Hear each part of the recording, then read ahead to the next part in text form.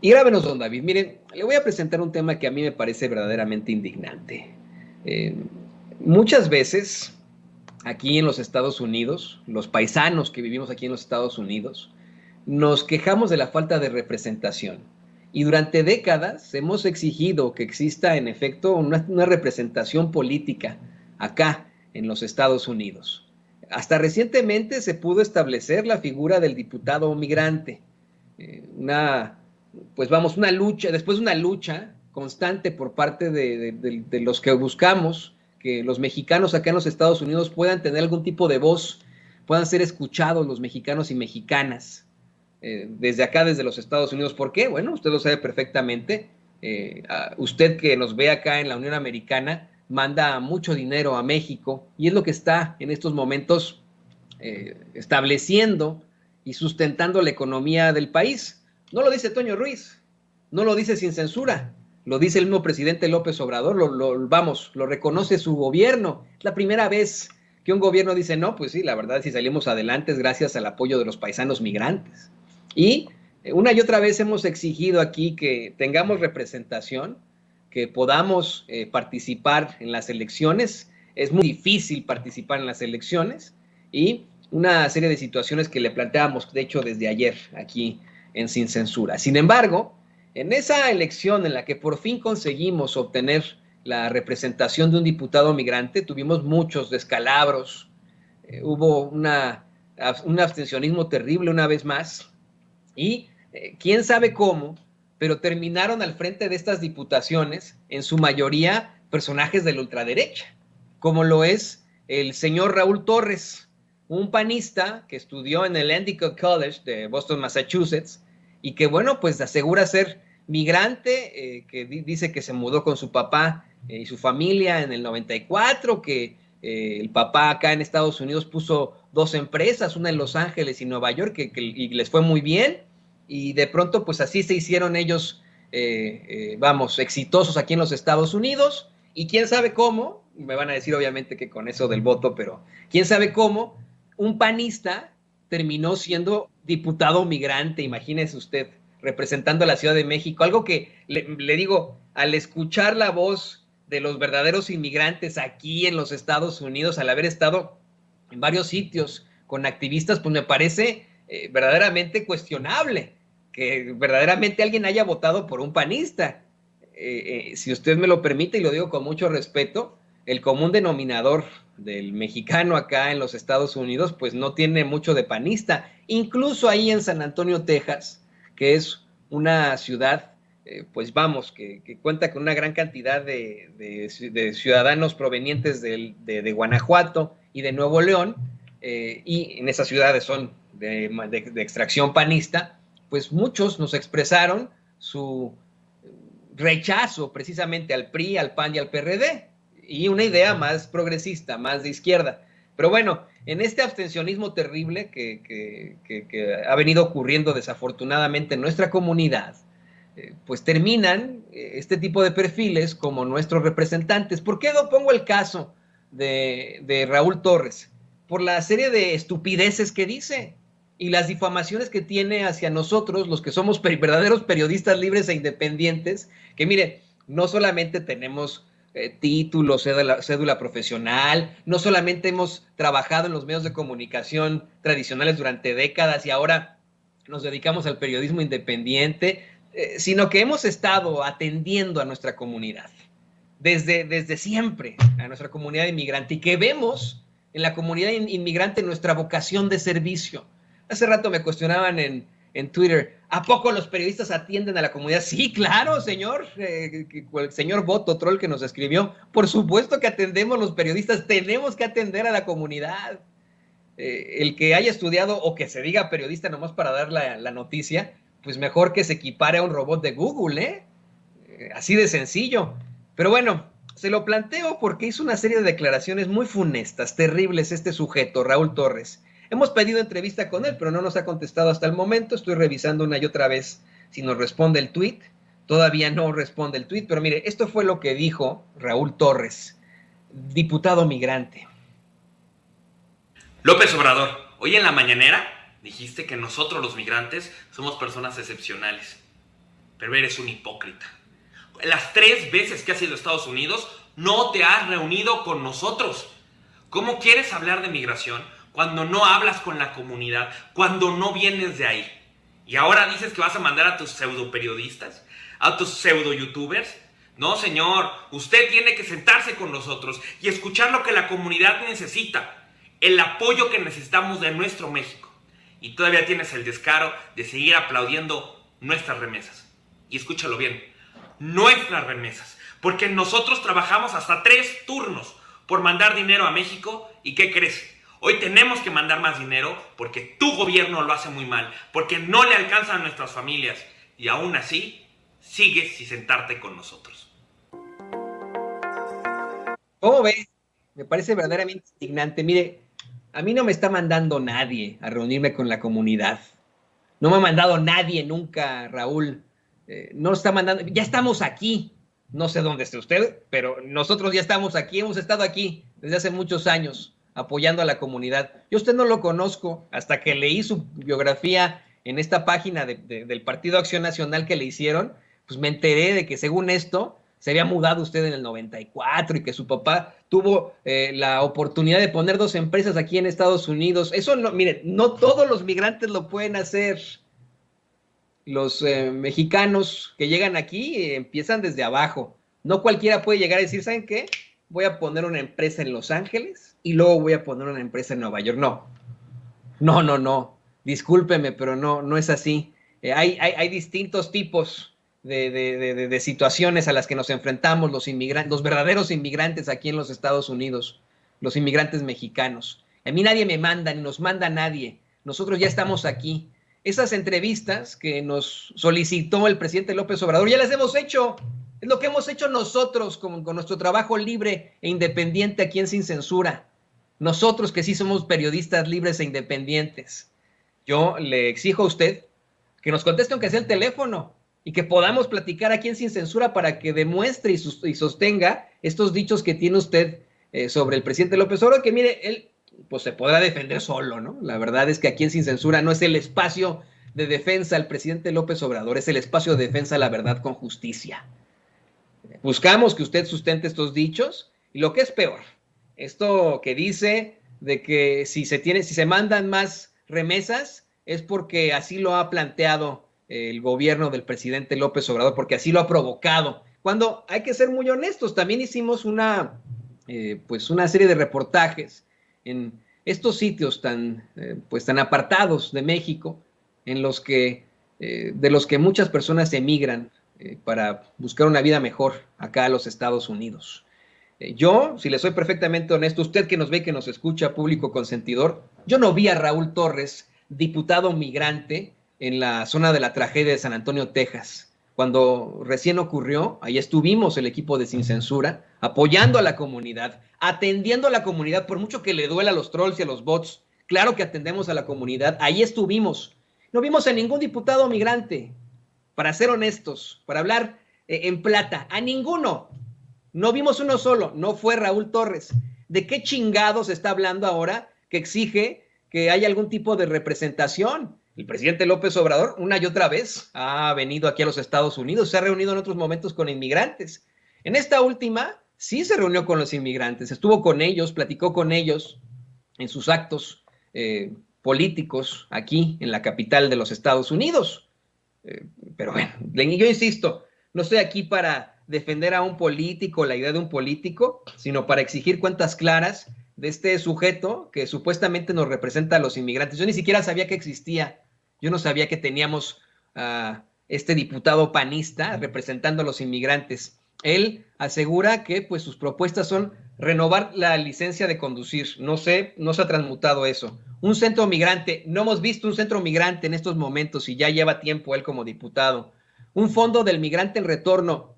¿Dónde está el fondo del migrante en retorno? Es lo que dice Raúl Torres, ¿eh? Combatir la fuga de cerebros. Eso es mucho de lo que les meten ahí en las Ivy League Universities acá en Estados Unidos. Combatir la fuga de cerebros, dice, ¿no? Pero bueno, la sororidad migrante. No hemos visto nada de apoyo precisamente a las mujeres acá en los Estados Unidos ante determinaciones terriblemente fuertes. No he visto algún apoyo del diputado migrante Raúl Torres a las mujeres mexicanas afectadas por las últimas determinaciones de la Suprema Corte de Justicia acá en los Estados Unidos. No lo he visto y seguimos exigiendo una entrevista con él, pero nada. Mire, voy a revisar una vez más. No sé si don David tenga ahí el tuit que le mandé. Se lo mandé desde hace rato. No hemos recibido respuesta. Algunos de los trolls responden ahí, algunas personas apoyando a Sin Censura, pero no. Hay un troll, ¿no?, que dice que se hace llamar el cuento de la ley y que solamente, pues, habla y tiene planteamientos sobre el presidente López Obrador. Tiene un dibujito como su foto de perfil, ¿no? Y dice, ¿cómo atiende un periodista a una comunidad? Los periodistas atienden, sí, gran pendejo. Claro que atendemos a la comunidad, tenemos la obligación de hacerlo. Esa ridiculez de que el periodista solamente da las noticias es para los robots, como tú. El cuento de la ley, ¿no? O sea, pues sí, claro que atendemos, tenemos que atender a la comunidad, por supuesto. Pero nada de respuesta del diputado migrante Raúl Torres hasta el momento. Y por eso, bueno, mire, no le vaya a cortar, don David, quiero comenzar con este tema platicándolo con alguien a quien también le causó indignación, con mi compañero y amigo, escritor y periodista Ricardo Sevilla, quien ayer, de forma muy pasional, hablaba precisamente sobre el apoyo que tenemos que dar los periodistas a la comunidad inmigrante, sobre cómo es que se ha olvidado precisamente por parte de los medios de comunicación tradicionales aquí a la comunidad que debieron ellos representar desde el principio y que nos han tenido siempre en la ignominia, en la ignorancia, que nos han subestimado al grado de que Jorge Ramos hasta invitó al hermano de Jenny Rivera a una mesa de debate sobre las elecciones. Te saludo con mucho gusto y, bueno, un poco encabronado, querido Ricardo Sevilla. Querido Toño, público memorioso, pues yo también estoy igual que tú, bastante iracundo, y no vas a encontrar a Raúl de Jesús Torres Guerrero allá en Estados Unidos, porque hay que buscarlo aquí en la villa, aquí en la alcaldía Gustavo Amadero, porque es ahí donde tiene su oficina de representación. Entonces, es un enigma, ¿por qué un diputado migrante está teniendo su oficina aquí en la villa? No nos explicamos qué tendría que estar haciendo ahí, a menos que fuera muy guadalupano y muy respetable, pero no nos explicamos por qué. Ahora, este personaje nos tiene que dar varias explicaciones, porque aquí en su ficha nos aparece que es un diputado de representación proporcional, y uno dice, ¿cómo? Entonces es plurinominal. Pero cuando le hicieron un reportaje, yo me imagino que pagado en El País, él dijo que había ganado elecciones. Entonces, ¿ganó elecciones o es un diputado plurinominal? Que no nos venga con cuentos. Este personaje que ya diste su ficha, al cual yo tampoco conocía, afortunadamente, pues también me llama la atención lo que ha estado diciendo en un video que se ve que está grabando. O sea, es un sujeto que dice que su historia está marcada por el esfuerzo, pero parece que el esfuerzo no lo hizo él precisamente, lo hicieron sus padres. Ahora, él dice que su familia migró tras la crisis de 1994 aquí en México y se fue allá a Los Ángeles. Perfecto, muy bien, pero hay que recordarle entonces a este diputado que por qué se fue su familia. La crisis de 1994, que es la crisis propiciada por el Partido Revolucionario Institucional, ese que actualmente dirige Alito Moreno, ese que causó la devaluación del peso mexicano durante los primeros días de Ernesto Zedillo Ponce de León.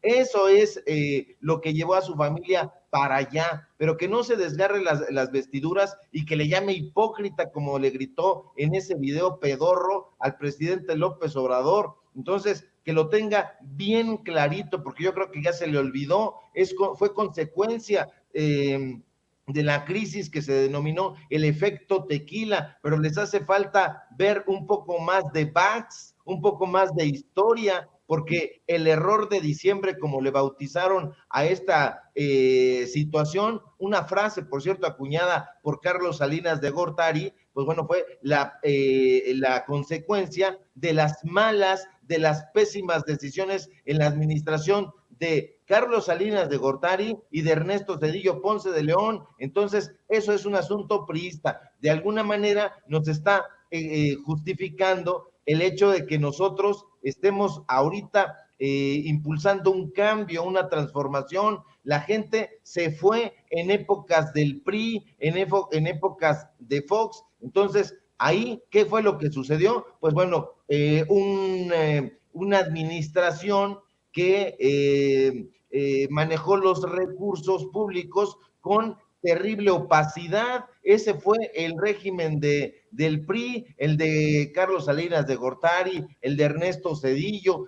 Siempre hablamos del PAN, pero sus antecedentes fueron estos sujetos. Entonces, que se acuerde de los CETES, que se acuerde de los tesobonos, pero de eso no sabe un cacahuate. Entonces, llamarle y gritarle al presidente López Obrador que es un hipócrita, el hipócrita es él, y se impone o se quiere imponer como la voz de los migrantes aquí en Sin Censura, aquí en esta plataforma. Hemos conocido las historias de las personas que viven allá en Estados Unidos y que no se ha reunido el presidente López Obrador, se asomó por la ventana, le dieron cariño, le aventaron ahí LITV unas flores, las cacharon con mucho gusto. Ha habido ese diálogo y ha habido ese reconocimiento, y si no hubiera ese reconocimiento, no hubiera propuesto ayer el presidente López Obrador la creación de este documental. ¿Qué es lo que le duele a este panista que en su cuenta de Twitter está retuiteando a Mauricio Tabé y a todos los panistas, a Kenia López Rabadán y a todos estos sujetos? Pues bueno, que no le estén dando a él la misión de hacerlo, pero ¿cómo se la van a dar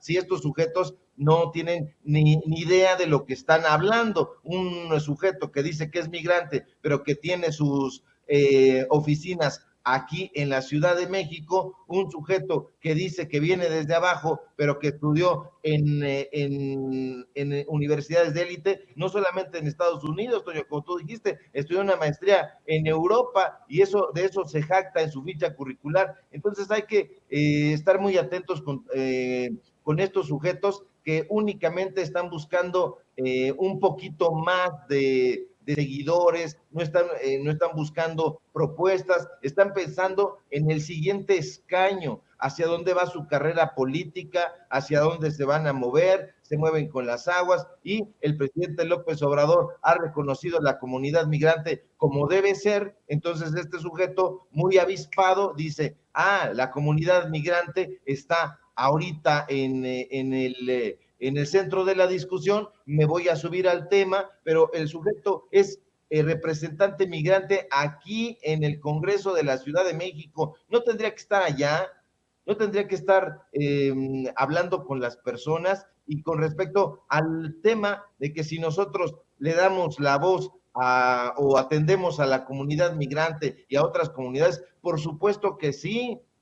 Nosotros mismos, pues vamos, hacemos reportajes, nos metemos hasta la Costa Chica de Guerrero, a la región de la montaña, nos metemos a los Tuxtlas de Veracruz, estamos en todas partes, a donde nos llaman, a donde nos requieren, y la gente lo sabe, la gente tiene confianza, y los migrantes no son la excepción, querido Toño. Por eso el público memorioso, o el público consentidor, como tú lo llamas cariñosamente, siente esta empatía con los periodistas, con los comunicadores independientes. Aquí no hay pseudo youtubers. Que nos explique primero qué es un youtuber, y enseguida que nos explique qué es un pseudo youtuber. Eso ya es delirante, pero aquí, en este testimonio que estamos viendo de este sujeto, nos damos cuenta por qué la oposición moralmente derrotada lo está, porque no tienen argumentos, porque este sujeto no tiene experiencia. Según estaba yo viendo aquí su currículo, no tiene ninguna experiencia parlamentaria, no tiene ninguna experiencia política,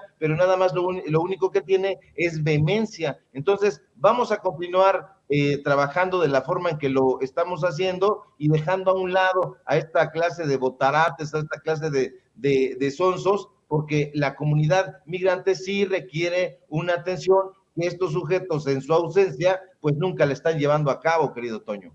Y ¿sabes qué? Déjame leer uno de los comentarios del público. Bueno, obviamente el público en nuestros chats está enardecido con las declaraciones de este sujeto, del diputado plurinominal migrante, entre comillas, Raúl Torres, me escribe Leandra Rendón. Mi hermano salió de México desde 1996 y no se hace una empresa así de rápido. Llevó casi 20 años para formar su propia empresa de construcción. Muchísimo trabajo y apoyo al presidente AMLO, dice nuestra compañera Leandra Rendón. Esa es la realidad, ¿no? Si a menos que seas hijo de algún ricachón, o a menos que seas Mark Zuckerberg, que era hijo de un ricachón, pues te puedes hacer de una empresa de volada. Esto de que su papá pudo crear una empresa en Los Ángeles y otra en Nueva York de inmediato, pues obviamente tiene mucho de cuestionable. No todos los inmigrantes llegan con esa situación tan fácil, con esas situaciones en las que uno puede sacar adelante a su familia. Y dices bien, querido Ricardo, estudió este señor en Endicott College en Boston, Massachusetts, según informa su currículum. Estuvo en el programa de negociación de Harvard Law School.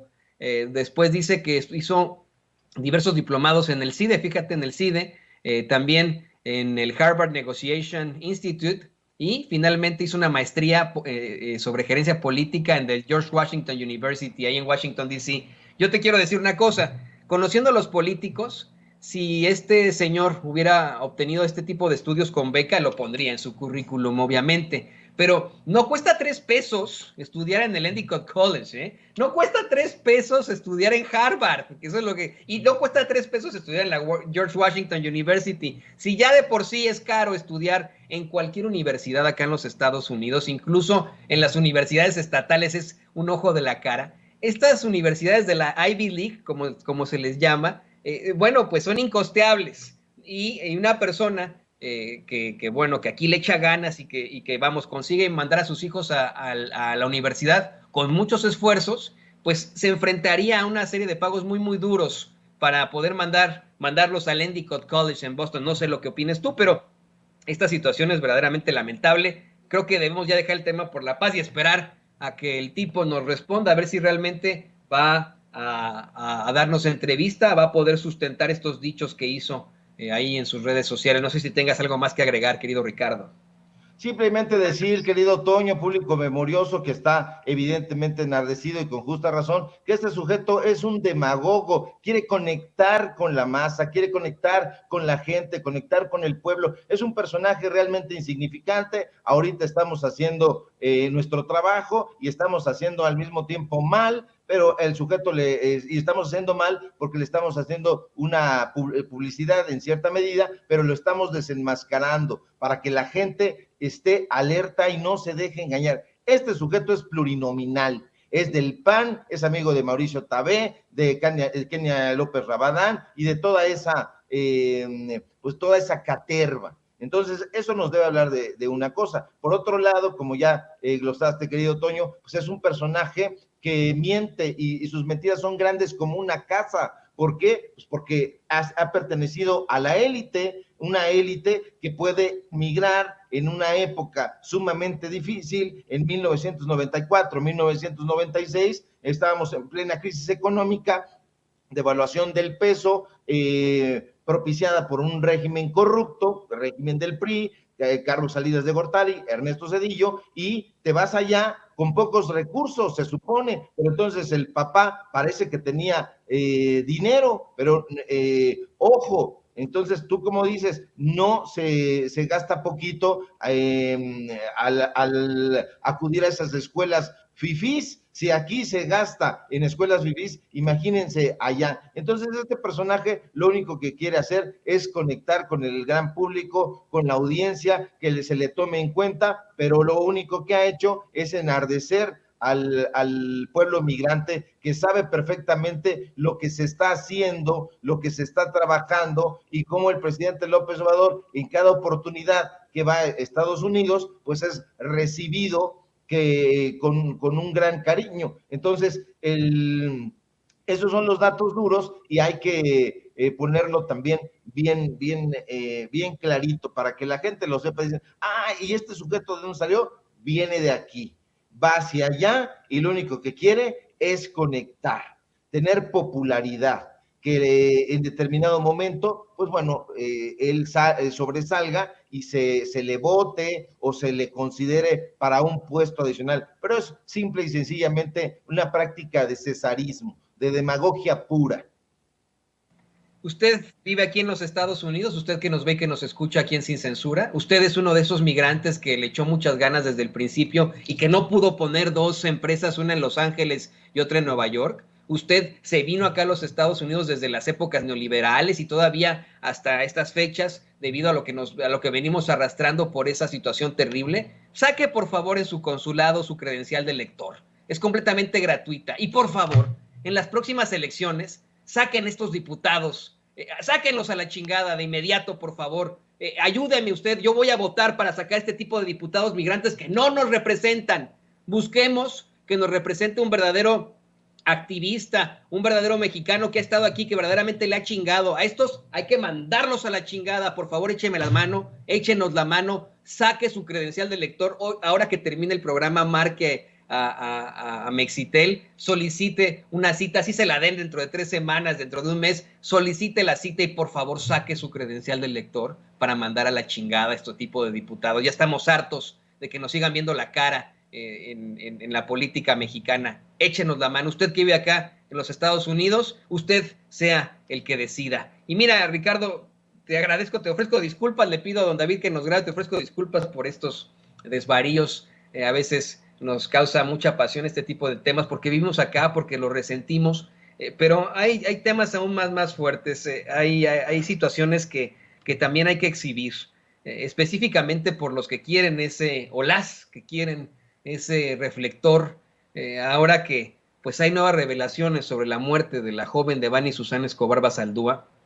Tenemos ahí que rescatar las declaraciones de Azucena Uresti, la conductora de Milenio, quien pues bueno quedó exhibida como una serie de pifias periodísticas al intentar obtener información y cómo ella misma revictimizado a la joven Devani Susana Escobar Basaldúa, y también cómo es que pues junto con Adela Micha desvían la atención y ayudan a obstruir la justicia. Sé que tienes una investigación importante sobre esto, así que te escuchamos, querido Ricardo Sevilla.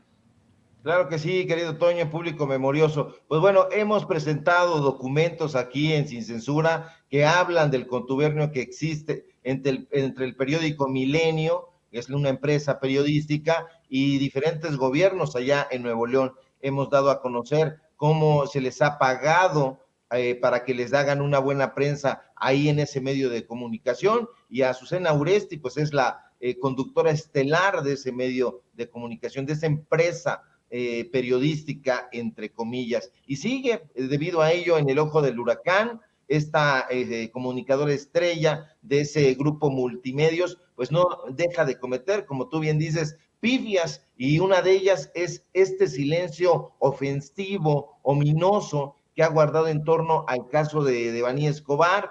No cabe duda que la cobertura que ha hecho esta supuesta periodista ha sido vil y carente de ética. Uno se pregunta, ¿por qué ha callado? ¿Acaso será porque se vino abajo la versión de sus amigos de la Fiscalía de Nuevo León y del gobernator Samuel García? No solo debería de renunciar, desde mi punto de vista, el fiscal de esa entidad e ir a la cárcel, realmente ir a la cárcel por presentar información falsa. Azucena Uresti también debería de ser investigada. ¿Qué fue lo que pasó?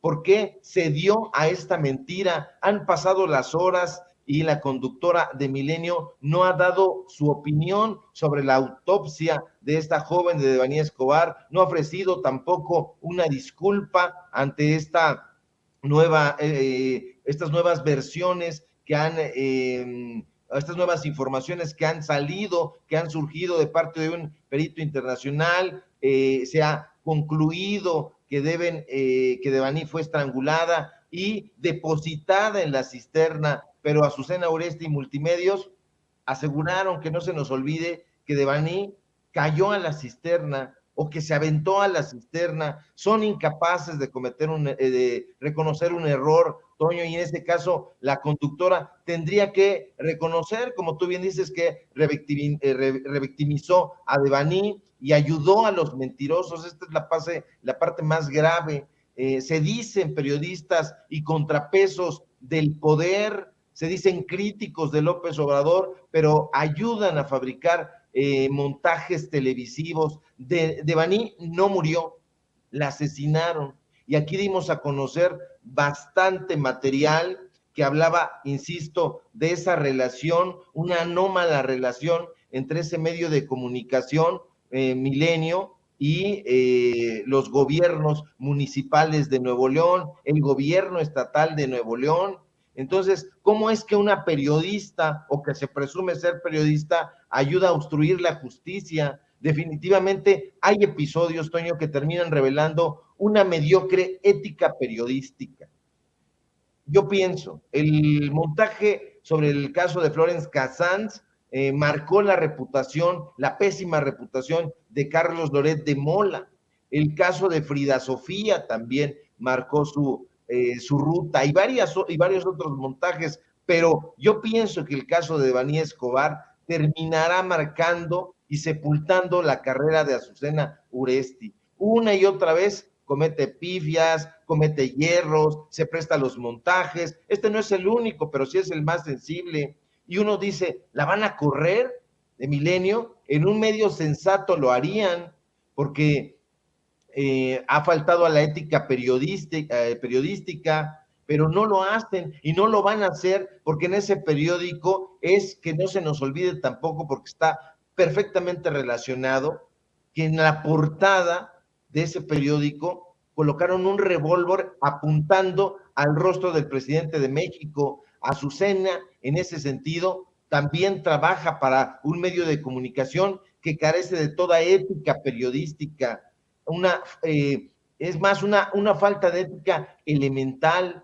Incluso uno dice, bueno, pues Azucena Uresti estuvo reclamando durante mucho tiempo pues que se dieran a conocer los casos de feminicidio, se dijo feminista, dijo que las defendía, que defendía a las mujeres. Entonces, ¿cómo está que las defiende, o de qué manera las defiende? Yo digo que terminó traicionando a las mujeres que ha dicho defender. ¿Cómo está eso de que siempre estuvo del lado de la Fiscalía de Nuevo León? Si escuchamos bien esta declaración, Toño, Uresti nos dijo entre líneas que no es una periodista, ni trabaja para un medio de comunicación, sino que es una burda empleada de una fiscalía, burda empleada de Gustavo Adolfo Guerrero, el fiscal de esa entidad, que tampoco ha dado posicionamiento. Y uno se pregunta, ¿Uresti recibe moches de la Fiscalía del Estado? ¿O qué hay que pensar? ¿Por qué no ha salido a ofrecer disculpas? ¿Cómo carajo pudo aceptar la versión de una fiscalía que decía que Devani Escobar se había ahogado, pero no tenía agua en los pulmones? ¿Cómo pudo apoyar Uresti a una fiscalía que dijo que no había videos porque las cámaras solo monitoreaban, pero poquito?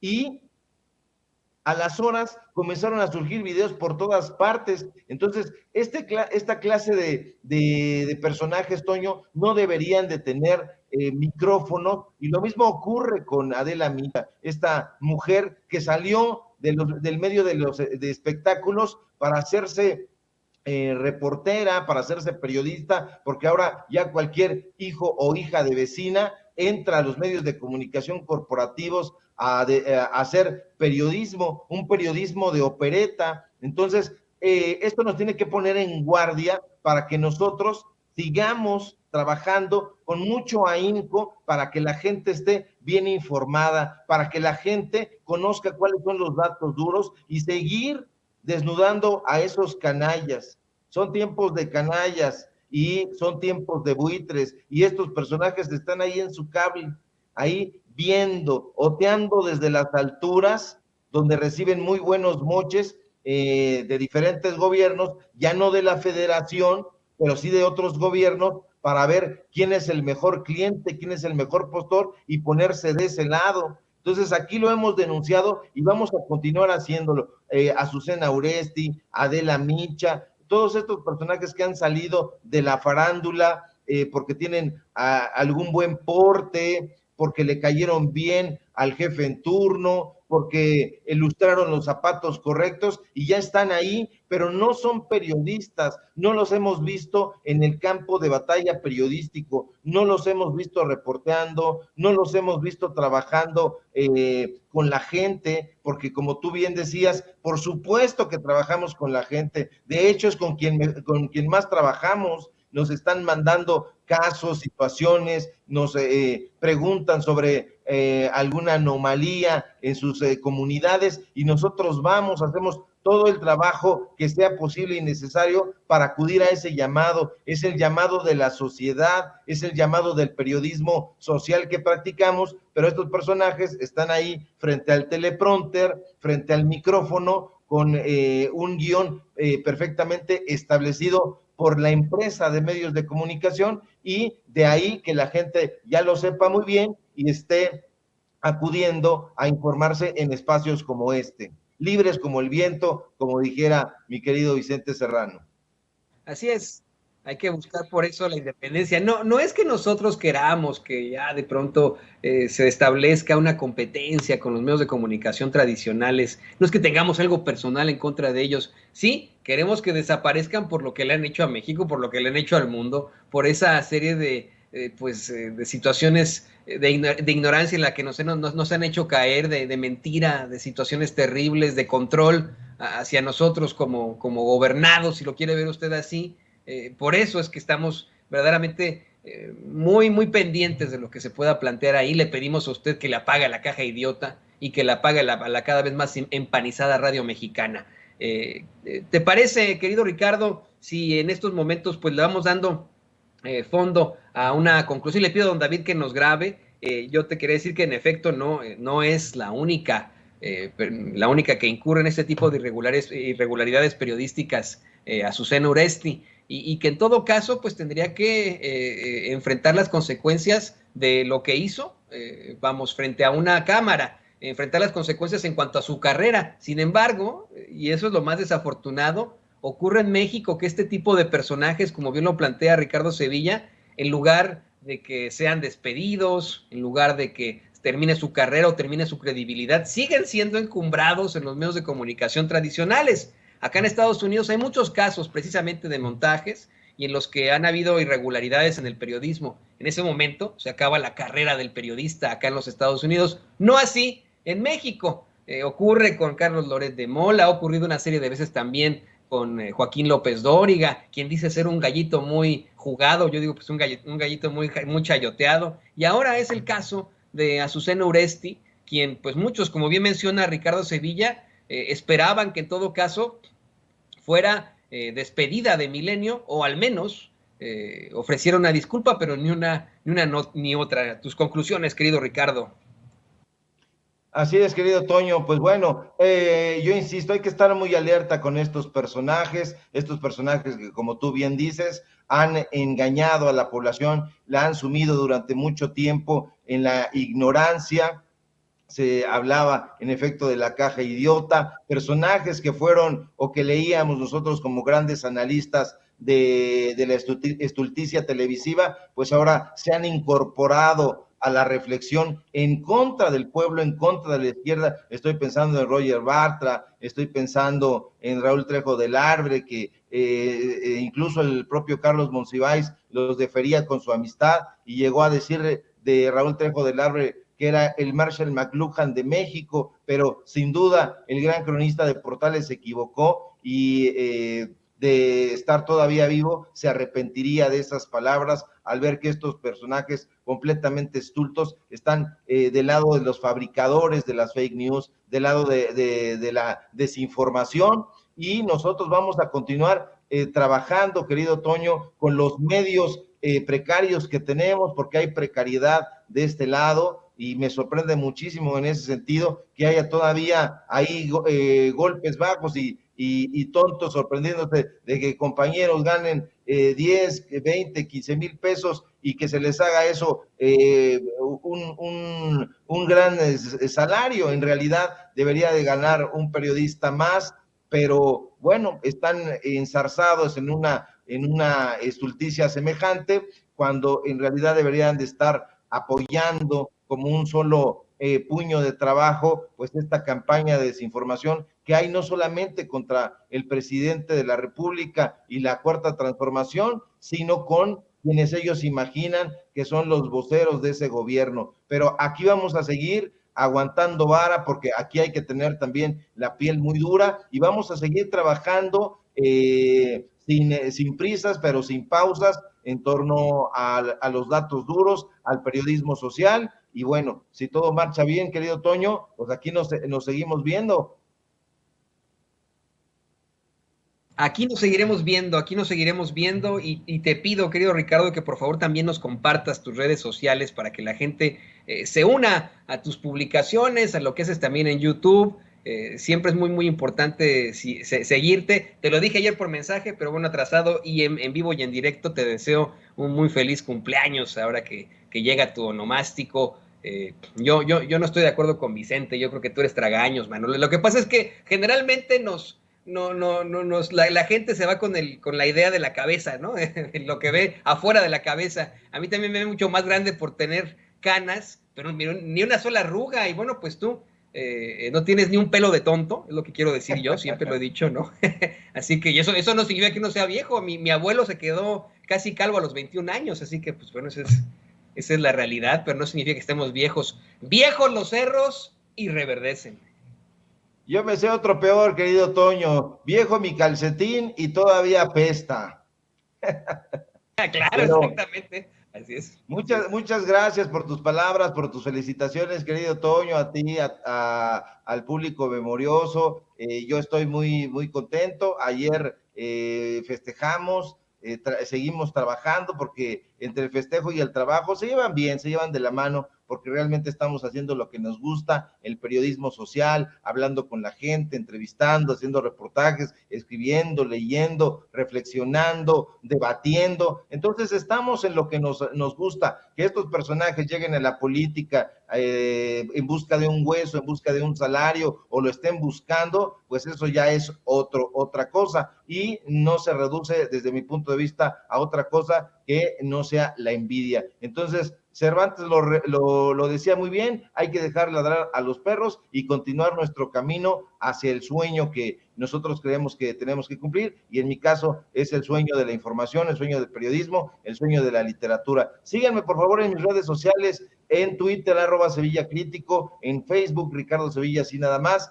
en nuestro programa, el informativo, los datos duros, así de corridito como se escucha, porque a veces YouTube nos esconde, pero pues vamos a seguir con mucho tesón. Y si todo marcha bien, querido Toño, nos encontramos por aquí el día de mañana. Te mando un fuerte abrazo a ti, a producción y desde luego al público memorioso. Un abrazo a mi amigo, el periodista Ricardo Sevilla, y le agradecemos como siempre estar aquí en Sin Censura.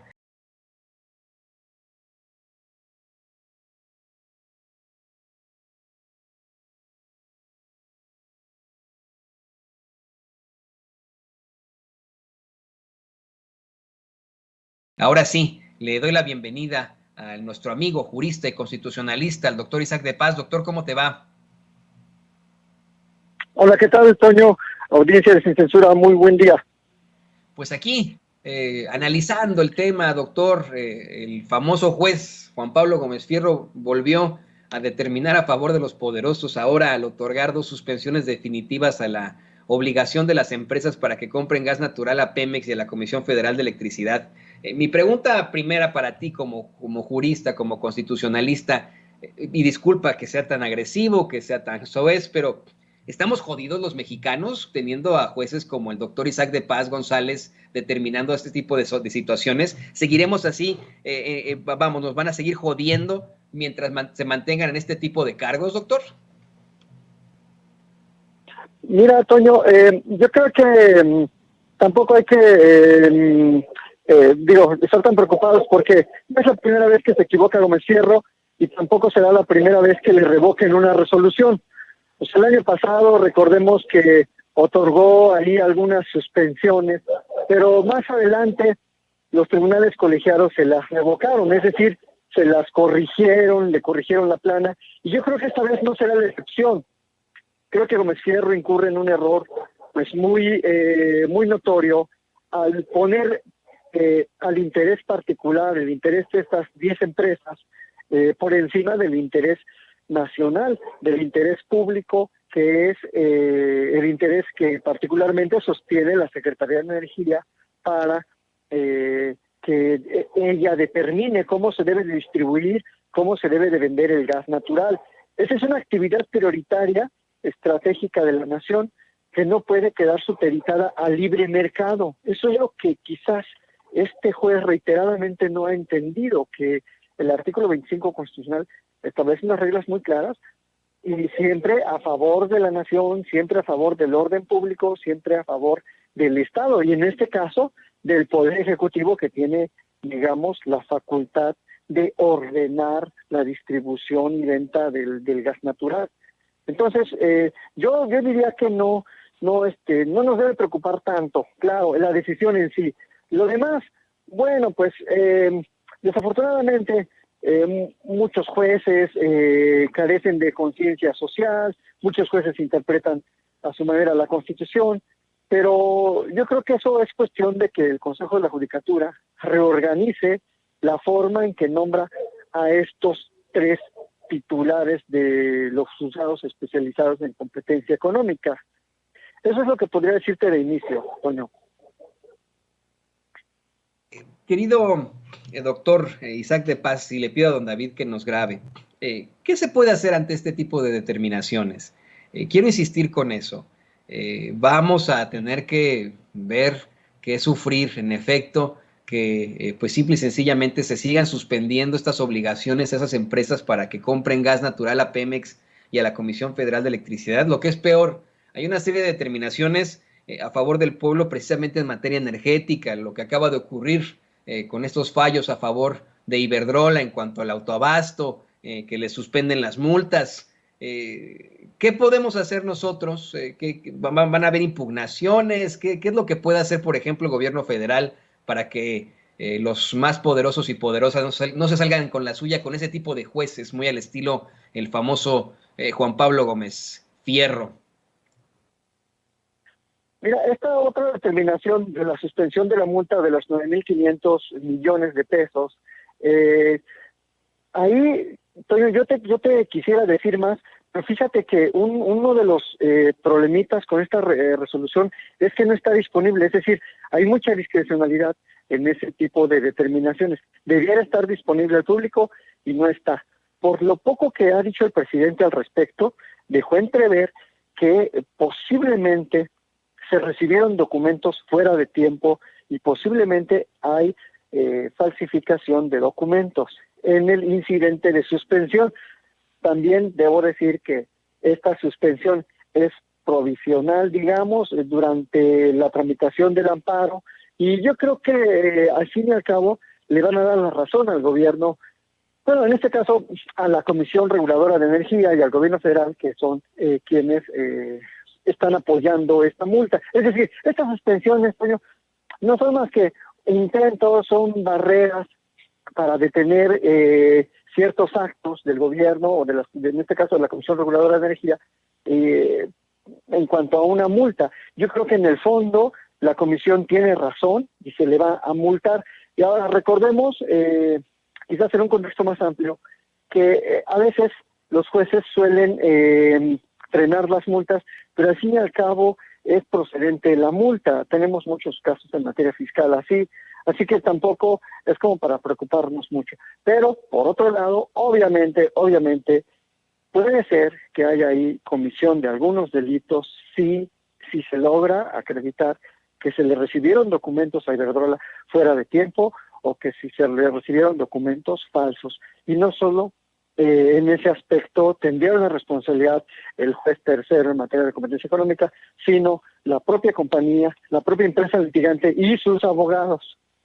Entonces, habría que esperar un poco más a ver la información para conocer qué tipo de documentos se recibieron indebidamente o se valoraron indebidamente, porque lo que dijo el presidente en la mañana es, pues dejó entrever que hay posible documentación falsa. Entonces, eso es lo que podría decir yo de esta multa. Y sí es muy lamentable, ¿no?, que por primera vez se está poniendo a trabajar la Comisión Reguladora de Energía y le frenan una multa cuando a todas luces ha sido un ilícito, pues, esos contratos de supuesto autoabastecimiento que en realidad eran para abastecer a otras empresas. Y yo lo que recomendaría aquí es que se hicieran las denuncias correspondientes, porque no solo es una cuestión administrativa, esta multa digamos que es una cuestión administrativa entre la Comisión Reguladora y la empresa, pero si hay prestación ilícita de servicios o uso ilícito de las concesiones o otro daño patrimonial, pues se configuran delitos y estaríamos hablando de que tendría que intervenir la FGR. Eso es lo que podría, digamos, hacer en una estrategia más amplia, y seguramente lo va a hacer porque el presidente en la mañana lo dijo muy serio, que van a ir a fondo. Eso es lo que podría hacer el gobierno federal. Vamos a ampliar un poco más sobre esta declaración que hace el presidente López Obrador. De hecho, querido doctor, déjame le pido a don David que nos grabe, porque como bien mencionas, en efecto, hoy el presidente López Obrador dio a conocer que desde su gobierno ya investigan al famoso juez Gómez Fierro, que van a pues revisar estas determinaciones que ha tenido sobre Iberdrola y que van a ver si tienen algún tipo de pues documentación falsa, están sustentadas en documentación falsa o extemporánea. Esto fue lo que dijo el presidente López Obrador y vamos a ampliarlo ahora con el jurista y constitucionalista doctor Isaac de Paz González aquí en Sin Censura. Es de justicia. Hace unos días fue captado Raimundo Collins, el exdirector del Instituto Nacional, perdón, del INVI de aquí de la Ciudad de México, en Washington, y con total cinismo dijo, pues vayan y pregunten a México, ¿no? También tenemos otro especialista que, por cierto, si andan faltando especialistas lo pueden traer, a Ricardo Anaya, que ayer lo llamó esquizofrénico. Yo no sé si es psiquiatra para emitir un juicio médico. También tenemos al juez Gómez Fierro, que le otorga un amparo a la empresa Iberdrola. Presidente, la gente ya está harta de esta impunidad, donde vemos que están en otros países, los localizamos o los localizan las compañeras periodistas o sabemos dónde están, y el Poder Judicial parece que está pasando de noche. Presidente, la pregunta directa sería si usted mandaría una reforma judicial, porque de verdad estos jueces, como dice el pueblo, porque nos los han dicho nosotros, se hacen llamar autónomos, pero no son autónomos del dinero del pueblo, ¿no?, porque se les está pagando con recursos del pueblo. Entonces, por ejemplo, ¿qué hacer con estos jueces que, repito, con el caso de Raimundo Collins, que dice que pues mandan a los reporteros a preguntar a México para ver si lo van a detener, ¿no? Y con total cinismo se anda paseando allá en Washington. O sea, ¿qué pasa con estos personajes y qué pasa con el Poder Judicial, presidente? Sabemos que hay una separación de poderes, pero ¿usted mandaría una reforma judicial para que estos casos también dejen de verse con total cinismo por parte de estos que robaron a México? No, pero mire, yo siento que servidores públicos del Ejecutivo, del Legislativo, del Judicial, no gozan o no deben de gozar de impunidad. Si hay delitos o se demuestra de que hay corrupción en un juez, para eso es el Consejo de la Judicatura y se puede presentar una denuncia. Este juez al que mencionó, sí, nosotros lo estamos investigando sobre el caso de Iberdrola. Estamos revisando cómo fue que concede un amparo para que Iberdrola no pague una multa de 10,000 millones de pesos, porque no fue un proceso, consideramos, cuidado, y presumimos, no quiero adelantar, de que hubo falsificación de documentos. Entonces, si terminamos de descubrir de que se falsificaron documentos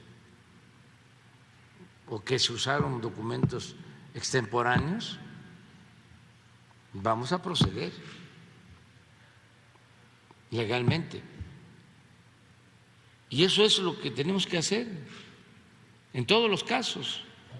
Cero impunidad. Doctor Isaac de Paz, ¿qué alcances tendrían este proceder legal por parte del gobierno de México? Mira, la verdad es que desafortunadamente muchas veces este tipo de planteamientos se pueden tomar como una persecución política. Lo ha hecho, lo ha dicho alguien como Alito Moreno, quien hoy, esta noche, espera un nuevo audio. Lo han hecho personajes como Felipe Calderón. Y este juez, el famoso juez Gómez Fierro, representa muchos de esos intereses de la ultraderecha mexicana.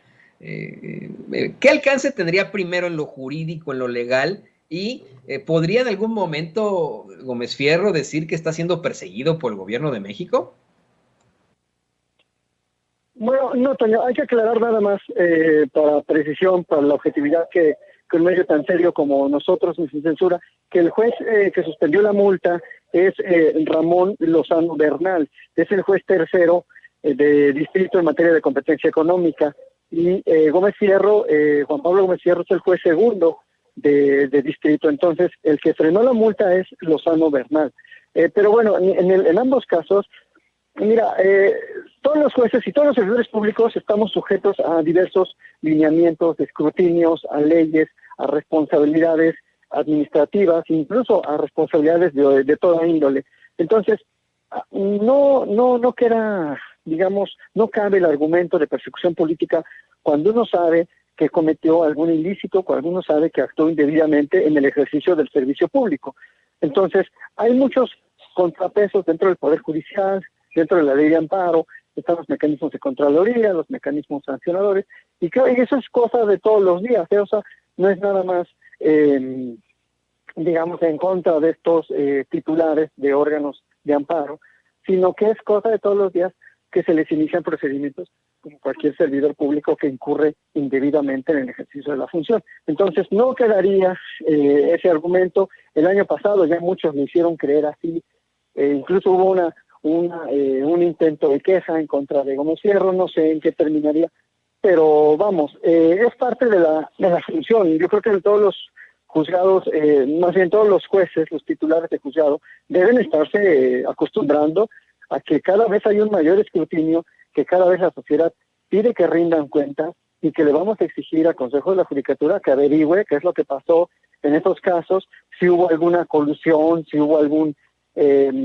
planteamiento fuera de la ley, si hubo algún documento falsificado, y creo que eso abona la transparencia que debe prevalecer dentro del Poder Judicial y dentro de todos los poderes. Entonces, por supuesto que va a haber quienes quieran hacerlo víctima a esto, pero pues se les olvida que estamos en un país en donde todos los servidores públicos tenemos que rendir cuentas por nuestros actos y por nuestras omisiones.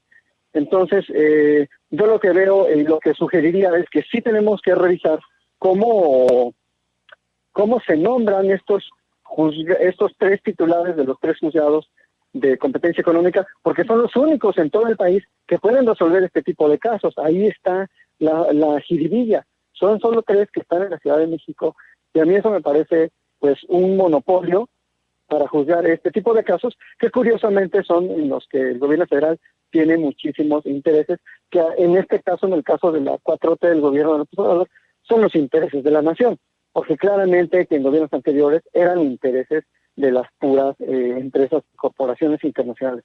Entonces, esa sería mi crítica hacia el Consejo de la Judicatura, que habría que revisar con qué mecanismos se están evaluando, están permaneciendo estos tres titulares en el cargo, porque yo no creo ni considero sano que un solo titular se enquiste ahí varios años. Ellos ya llevan por lo menos 6 años. Yo no considero sano que se enquiste demasiado tiempo en un órgano, porque pues se presta a todo tipo de interpretaciones, Toño. Eso es lo que te diría ya para ir finalizando, mi Toño. Así es, queridísimo doctor Isaac de Paz. Y bueno, pues no me queda más que agradecerte por este muy interesante análisis, por explicarnos. Qué bueno que puedas plantear. Yo creo que el presidente sí se refiere a una investigación hacia el juez Gómez Fierro, si te soy perfectamente honesto. A mí también me saltó, sé que fue otro juez el que hizo la determinación sobre Iberdrola, pero creo que la investigación va sobre el juez Gómez Fierro, porque es el que ha tenido más determinaciones en contra de situaciones que tienen que ver con el pueblo de México. Así que yo diría que a lo mejor sí fue él, pero vamos a estar muy, muy pendientes del desarrollo de estas investigaciones y ya nos darán más datos al respecto. Mientras tanto, no me queda más que agradecerte por tu apoyo siempre aquí en Sin Censura, querido doctor Isaac de Paz. Por favor, compártenos tus redes sociales para que la gente te busque y te haga muchas preguntas. ¿Qué es lo que quieren? Hacerte preguntas. Claro que sí, Toño. Gracias sobre todo a ustedes, al público, a todo el equipo de Sin Censura y de Vicente, que últimamente han dando cátedra en las mañaneras. Mis redes sociales son Isaac de Paz González en YouTube y @Isaac de Paz en Twitter. Muchísimas gracias, Toño, y a la audiencia, mucho más por sintonizar este importante canal. Muchas gracias. Gracias al doctor Isaac de Paz González, jurista y constitucionalista, experto aquí en Sin Censura. Amigos, amigas, regresamos en breve, pero mientras seguimos hablando sin pelos en la lengua, sin censura, usted puede suscribirse a nuestros 3 principales canales en YouTube. Sin Censura Media, en donde tenemos más de 1.600.000 suscriptores, Sin Censura TV, en donde tenemos más de 1 millón de suscriptores, y en Sin Censura Presenta, en donde queremos llegar muy pronto a los 100,000 suscriptores. Si usted ya está inscrito en Sin Censura Media, suscríbase en Sin Censura TV. Si ya está suscrito en Sin Censura TV y Sin Censura Media, suscríbase a Sin Censura Presenta. Recuerde que es gratis, no tiene que sacar un solo centavo de su bolsillo para apoyarnos. Dele clic en la campanita para que los señores y señoras de YouTube envíen las notificaciones cuando estemos transmitiendo en vivo y en directo o estemos subiendo videos. También nos puede seguir en Twitter en @Vicente Serrano y hasta en Instagram. Ojo, también estamos en Instagram. Son nuestras redes sociales y con el apoyo de ustedes seguimos creciendo, porque con ustedes todo, sin ustedes nada.